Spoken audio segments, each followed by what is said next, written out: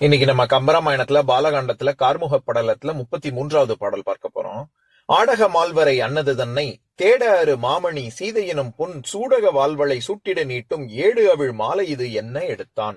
இதுதான் பாட்டு. இப்ப நம்ம பதம் பிரிச்சு பொருள் பார்க்கலாம்.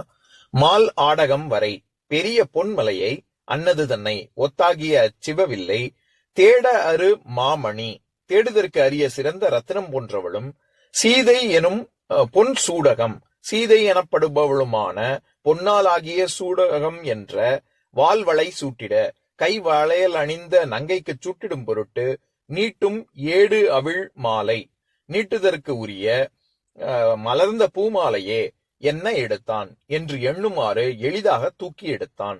இப்ப நம்ம இந்த பாட்டுல இருக்கக்கூடிய நயங்களை பார்க்கலாம். அதாவது சிவதனுச ராமன் எடுத்தது எப்படி எடுத்தான் அப்படிங்கிறதுக்கு ஒரு உதாரணம் சொல்றாரு.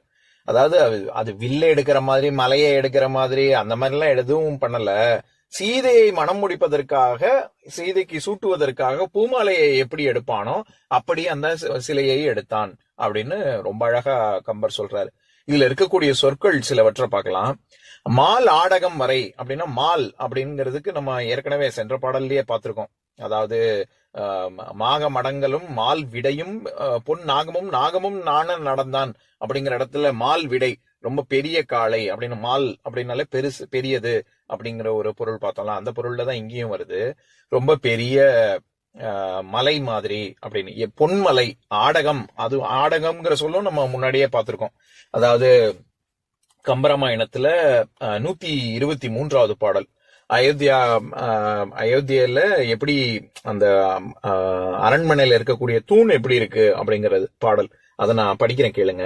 பாடக காலடி பதுமத்து ஒப்பன சேடரை தழிய என செய்ய வாயின நாடக தொழிலின நடுவின் நடுவு துய்யன ஆடக தோற்றத்தை அளவு இல்லாதன அப்படிங்கிற இடத்துல வரும்பொழுதே தங்கம் அந்த காலத்துல 4 வகையா பிரிச்சிருப்பாங்க. நம்ம முன்னாடியே பார்த்திருக்கோம். கிளிச்சிறை, ஆடகம், சாதரூபம், சாம்பூனதம் அப்படின்னு. அது நம்ம பத்திர மாத்து தங்கம் அப்படின்னு சொல்றோமே, அந்த பத்திர அரை பங்கு என்ன இது தங்கத்தோட என்ன உலோகம் சேர்க்கிறோம் அப்படின்னா சுத்த தங்கத்தை நம்ம ஆபரணம் செய்ய முடியாதுல்ல.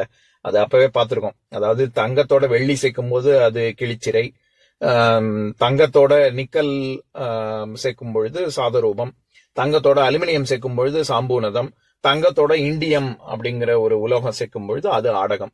இந்த மாதிரியாக இந்த காலத்துல நிறைய உலோகங்கள் சேர்க்கிறாங்க. இப்போ ஒயிட் கோல்டு, பிளாக் கோல்டு அந்த மாதிரி பல நிறைய இருக்கு. இதுல அந்த காலத்துல இந்த 4 தான் பிரதானமாக. அந்த 4ல ஆடகம் தான் இருக்கிறதுல உயர்ந்த ரக தங்கத்தை குறிக்கும். அதனாலதான் அங்கேயும் ஆடக தோற்றத்தை அப்படின்னு தூண வர்ணிக்கும் பொழுது கம்பர் சொல்லியிருப்பாரு. அதே மாதிரிதான் இந்த பாடல்லையும் ஆடக மால்வரை அப்படின்னா பொன்மலை, அதாவது மேருமலை போன்ற வில் அப்படின்னு சொல்ல வர்ற இடத்துல ஆடகம் சிறந்த தங்கம் அப்படின்னு சொல்ல வர்றாரு. அடுத்தது தேட அரு மாமணி சீதை எனும் பொன் சூடக வாழ்வளை அப்படின்னா சூடகம் அப்படிங்கிறதுக்கு நம்ம இங்கிலீஷ்ல சொல்லணும்னா பிரேஸ்லெட், கையில அணியக்கூடிய ஒரு வளையல் வகை, அதத்தான் சூடகம் அப்படின்னு சொல்லுவாங்க. சூடக வாழ்வளை, வெறும் வளை கிடையாது, வாழ்வளை. வால் அப்படிங்கிற சொல்லுக்கே பல பொருள் இருக்கு. இது வாலறிவன் அப்படின்னு திருவள்ளுவர் கூட பயன்படுத்தியிருப்பார்ல. அது இளமையை குறிக்கும், தூய்மையை குறிக்கும், வெண்மையை குறிக்கும், நன்மையை குறிக்கும், இப்படி எல்லாம் பல பொருள் இருக்கு. மிகுதியை குறிக்கும். இந்த இடத்துல ரொம்ப தூய்மையான அப்படிங்கிற பொருள்ல தான் வருது. அதாவது புறநானூற்று பாடல், அது நான் ஏற்கனவே உதாரணம் சொன்னேன்னா என்னன்னு எனக்கு ஞாபகம் இல்ல. முதல் பாடல் புறநானூற்று பாடல், கடவுள் வாழ்த்து, சிவபெருமான பத்தி பெருந்தேவனாரனுடைய பாடல். அதுல ஒரு 4 வரி வந்துட்டு படிக்கிறேன், கேளுங்க. கண்ணி கார்னருங் கொன்றை காமர் வண்ண மார்பின் தாருங் கொன்றை ஊர்தி வால் வெள்ளேரே சிறந்த சீர்கெழு கொடியும் அவ்வேர் என்ப அப்படிங்கிற இடத்துல ஊர்தி வால் வெள்ளேரே, சிவபெருமானின் ஊர்தி எப்பேற்பட்டது அப்படின்னா வால் வெள் ஏறு அப்படின்னு சொல்றாரு. ரொம்ப தூய்மையானதும் வெண்மையானதும் ஆக இருக்கக்கூடிய ஒரு காளை மாடு அப்படின்னு. எதுக்கு சொல்ல வரேன், அந்த இடத்துல எப்படி அது வால்ங்கிறது தூய்மைங்கிற பொருள்ல வருதோ அந்த மாதிரி இந்த பாடல்லையும் ரொம்ப தூய்மையான சூடகம் பிரேஸ்லெட் அப்படின்னு கம்பர் சொல்றாரு. இந்த பாடல்ல இன்னொரு சிறப்பு என்ன இருக்குன்னா, ராமன் சீதை அப்படின்னு நேரடியாக கம்பர் பல இடங்கள்ல சொல்லவே மாட்டாரு. வள்ளல், நங்கை, நம்பி இப்படியான சொற்கள் அடைச்சொற்கள் கொண்டுதானே சொல்லுவாரு. சீதை அப்படின்னு நேரடியாக சொல்லக்கூடிய 3வது பாடல் தான் இது. ஏற்கனவே 483வது மிதிலை காட்சி படலத்துல 4வது பாடல். அதுலதான் மதனருக்கும் எழுத உண்ணா சீதையை தருதலாலே அப்படின்னு முதல் முறையாக சீதைங்கிற வார்த்தையே பிரயோகப்படுத்திருப்பாரு கம்பர். அடுத்ததாக நம்ம இப்ப சமீபத்திய பாடல் கார்முக படலத்துல 24வது பாடல், அதாவது கம்பராமாயணத்துல 689வது பாடல். நன்று மலர் குழல் சீதை நலம் பழுது ஆகாது என்றான் அப்படிங்கிற இடத்துல சீதை அப்படிங்கிற சொல் பயன்படுத்தியிருப்பாரு. எதுக்கு சொல்ல வரேன், ராமன் சீதை அப்படின்னு நேரடியாக சொல்வதே அது எவ்வளவு அபூர்வமா. இது வரைக்கும் நம்ம 698 பாடல் பார்த்துட்டோம். இது 698 பாடல்ல 3 முறை தான் நேரடியாக சீதை அப்படின்னு இந்த பாடலோட சேர்த்து 3 முறை தான் இது வரைக்கும் சொல்லியிருக்காரு. அது ஒரு தனிச்சிறப்பு.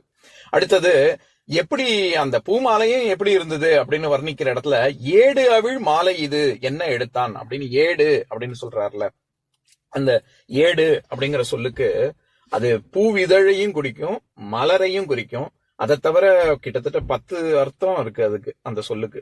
கண்ணிமை, அப்புறமா நம்ம பனை ஓலை, அந்த பனை ஓலைக்கு ஏடு இருக்கிறதுனாலதான் அந்த காலத்துல பனை ஓலையை வச்சுதானே அவங்க புத்தகமே இயற்றுவாங்க. அதாவது ஓலைச்சுவடிகள்லாம் அப்படித்தானே இருக்கும். அதனால அதுக்கு ஒரு ஓலைச்சுவடின்னு ஒரு அர்த்தம் இருக்கு. நம்ம படிப்பு சம்பந்தப்பட்டது அப்படிங்கறதுனால அப்படி ஒரு அர்த்தம். சரீரம், மேன்மை, குற்றம், இப்படி எல்லாம் பல பொருள் இருக்கு. இந்த இடத்துல குறிப்பா சொல்லணும்னா இதழ்னு சொல்ல வராரா மலர்னு சொல்ல என்ன அர்த்தம் எடுத்துக்கணும் அப்படின்னா, இந்த இடத்துல மலர் நன்றாக மலர்ந்த பூமாலை அப்படின்னு தான் பொருள் கொள்ளணும். அதுக்கும் ஒரு உதாரணம் சொல்றேன். அதாவது 12 திருமுறைகள்ல 3ஆம் திருமுறை தேவாரத்துல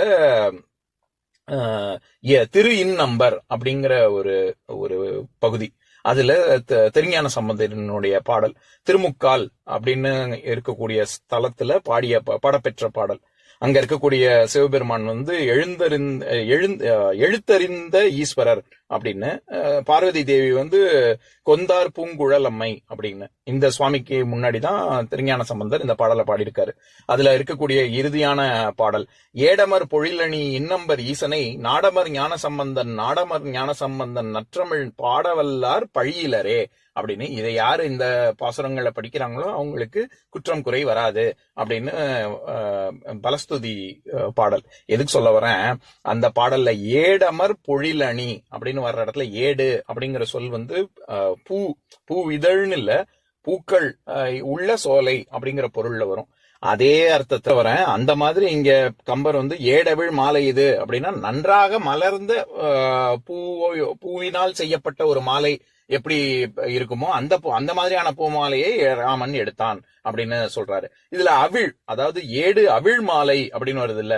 அவிழ்தல் அப்படிங்கிறது நம்ம எல்லாருக்கும் தெரிஞ்சது, துணி அவுறுது அப்படின்னா உடம்புல இருந்து நழுவுது அப்படிங்கிற பொருள்ல வருது இல்ல. அந்த மாதிரி பிரியுது அப்படிங்கிற பொருள் இருக்கு. ஆனா அதை தவிர நெகிழ்தல், மலர்தல், உதிர்தல், சொட்டுதல், இழகுதல் இப்படி இல்லாமும் ஒரு பொருள் இருக்கு. நம்ம மட்டவிழ் மலர் அப்படின்னா தேன் சொட்ட இருக்கக்கூடிய மலர் அப்படின்னு, அந்த இடத்துல சொட்டுதல் அப்படிங்கிற பொருள் அதுவும் நம்ம கேள்விப்பட்டிருக்கோம். அதை தவிர மலர்தல், உதிர்தல், இழகுதல், நெகிழ்தல் இப்படி இல்லாமும் பொருள் இருக்கு. இந்த இடத்துல அவிழ்தல் அப்படிங்கிறது மலர்தல் அப்படிங்கிற பொருள்ல தான் வந்திருக்கு. அதாவது நன்றாக மலர்ந்த மாலை அப்படின்னு சொல்ல வர்றாரு கம்பர். இப்ப நான் பாட்டை இன்னொரு தடவை படிக்கிறேன் கேளுங்க. ஆடக மால்வரை அன்னது தன்னை தேட அரு மாமணி சீதை எனும் பொன் சூடக வாழ்வளை சூட்டிட நீட்டும் ஏடவிழ் மாலை இது என்ன எடுத்தான். இன்னொரு நாள் இன்னொரு பாட்டு பார்க்கலாம்.